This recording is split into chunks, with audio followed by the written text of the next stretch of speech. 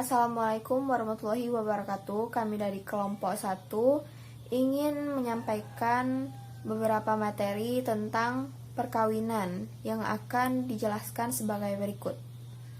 A. Pengertian perkawinan. Dalam Undang-Undang Nomor 1 Tahun 1974 Pasal 1, perkawinan adalah ikatan lahir dan batin antara seorang pria dan seorang wanita sebagai suami dan istri. Adapun menurut Syed Sabiq dalam bukunya Fiqh al-Sunnah mengatakan perkawinan adalah akad yang digunakan untuk menghalalkan suami dan istri merenggut kenikmatan satu sama lain sesuai yang disyariatkan oleh Allah Subhanahu wa taala. Sedangkan menurut Syekh Syamsuddin Abu Abdillah dalam Fathul Qorib diterangkan bahwa perkawinan adalah akad yang memperbolehkan suami dan istri bersetubuh untuk tujuan istimta, yaitu memperoleh kasih sayang, rasa saling mencintai, menghindari pandangan mata haram, melestarikan keturunan, dan mendoakan orang tua. Adapun 4 rukun perkawinan. Yang pertama yaitu sigat. Sigat yaitu ucapan seorang laki-laki pada saat akad. Misalnya, saya terima nikahnya bla bla bla binti bla bla bla. Yang kedua yaitu wali. Wali adalah ayah dari perempuan atau orang terdekat dari perempuan. Yang ketiga yaitu 2 orang saksi. Maksud dari 2 orang saksi adalah orang dari pihak laki-laki yang menjadi saksi 2 orang atau lebih. Yang terakhir adalah mahar, mas kawin, yaitu sesuatu yang diberikan oleh calon suami kepada calon istri. Hukum pernikahan dalam kehidupan dan perkembangan bagi manusia. Perkawinan memiliki peran penting, mengingat pentingnya itu Allah Subhanahu wa taala melalui para rasulnya memberikan suatu ketentuan mengenai perkawinan ini sebagai dasar hukum. Menurut Syed Sabiq dalam Fiqh al-Sunnah merinci hukum pernikahan dengan mempertimbangkan situasi dan kondisi dengan tetap mengacu pada kesadaran yang jelas. Nikah itu wajib bagi orang yang mampu memberikan nafkah.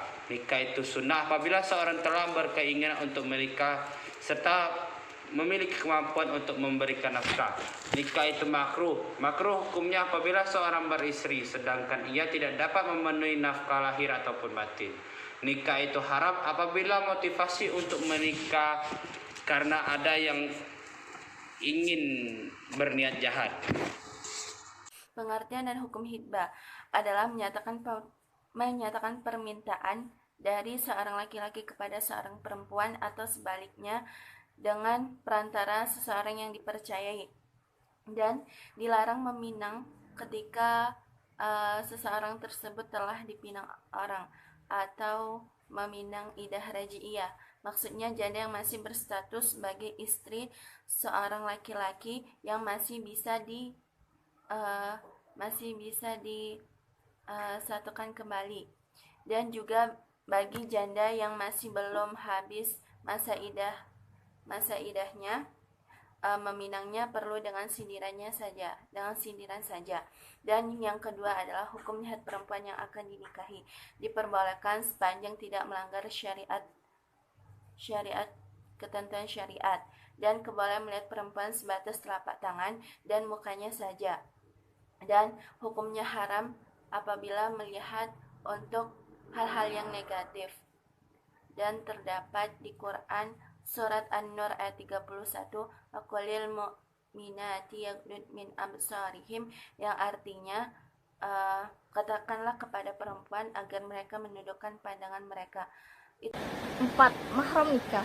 Mahram nikah adalah larangan menikah bagi laki-laki pada perempuan-perempuan yang secara syarat terlarang untuk dinikahi.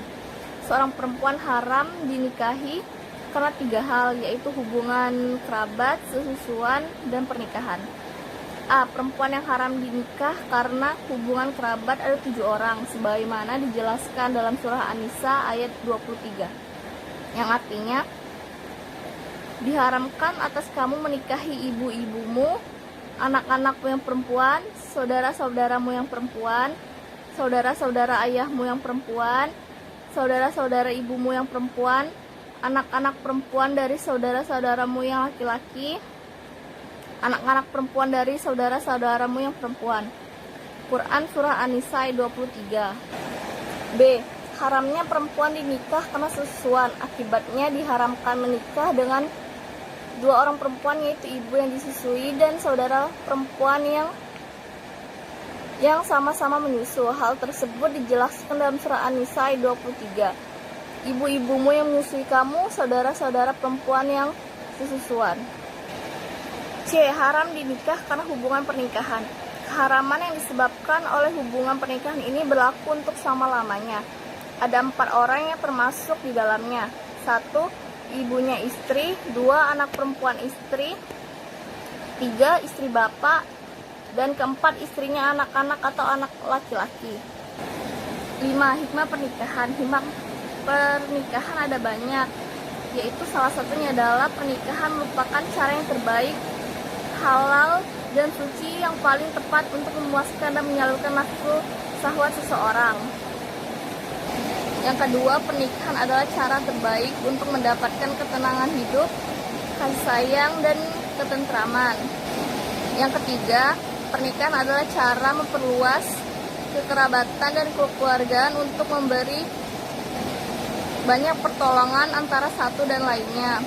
Yang keempat, pernikahan merupakan ikatan yang mendidik seseorang agar saling menghormati dan menghargai hak-hak kewajiban sebagai manusia. Tujuan pernikahan. Islam menganjurkan umatnya untuk melakukan pernikahan tentu mengandung maksud atau tujuan yang terkandung di dalamnya, baik bagi diri sendiri seorang maupun bagi masyarakat layaknya. Adapun tujuan dari pernikahan bagi umat muslim: 1. Menunaikan perintah Allah Subhanahu wa taala dan sunnah Rasulullah sallallahu alaihi wasallam. Allah Subhanahu wa taala berfirman dalam surat An-Nur ayat 32 yang artinya, "Dan nikahlah orang-orang yang masih membujang di antara kamu dan juga orang-orang yang layak menikah dari hamba-hamba sahayamu yang laki-laki dan perempuan. Jika mereka miskin, Allah akan memberi kemampuan kepada mereka dengan karunia-Nya. Dan jika Allah maha luas pemberiannya, maha mengetahui." Quran Surat An-Nur ayat 32. Yang kedua, memenuhi kebutuhan emosi dan seksual secara sah dan benar. Allah memberi naluri kepada manusia untuk mengadakan pergaulan dengan lawan jenis. Allah Subhanahu wa taala berfirman dalam surat Al-Imran ayat 14 yang artinya, dijadikan terasa indah dalam pandangan manusia cinta terhadap apa yang diinginkan berupa perempuan-perempuan. Quran Surat Al-Imran ayat 14. 3. Mendapatkan keturunan yang sah. Adanya pernikahan yang sah, status anak menjadi jelas siapa bapak dan ibunya. Islam sangat menghendaki tumbuhnya generasi yang cerdas dan berakhlak yang mulia, bukan generasi yang lahir menjadi generasi yang lemah dan rusak. Allah Subhanahu wa taala berfirman dalam surat An-Nisa ayat 9 yang artinya, "Dan hendaklah takut kepada orang-orang yang sekiranya mereka meninggalkan keturunan yang lemah di belakang mereka, yang mereka khawatir terhadap kesejahteraannya. Oleh sebab itu, hendaklah mereka bertakwa kepada Allah dan hendaklah mereka berbicara dengan tutur kata yang benar." Quran Surat An-Nisa ayat 9. 4. Menduduki fungsi sosial rumah tangga merupakan salah satu bagian terkecil dari sunnah masyarakat. Sehubungan dengan hal tersebut, Allah Subhanahu wa taala berfirman dalam surat Al-Hujurat ayat 13 yang artinya, "Wahai manusia, sungguh kami telah menciptakan kamu dari seorang laki-laki dan seorang perempuan. Kemudian kami jadikan kamu berbangsa-bangsa dan bersuku-suku agar kamu saling mengenal. Sesungguhnya yang paling mulia di antara kamu di sisi Allah ialah orang yang paling bertakwa. Sungguh Allah Maha mengetahui, Maha teliti." Quran Surat Al-Hujurat ayat 13. 5. Menjaga dan menyalurkan nafsu dengan benar dan tepat Tepat pernikahan merupakan sarana untuk menjaga dan menyalurkan nafsu, dan benar dan tepat.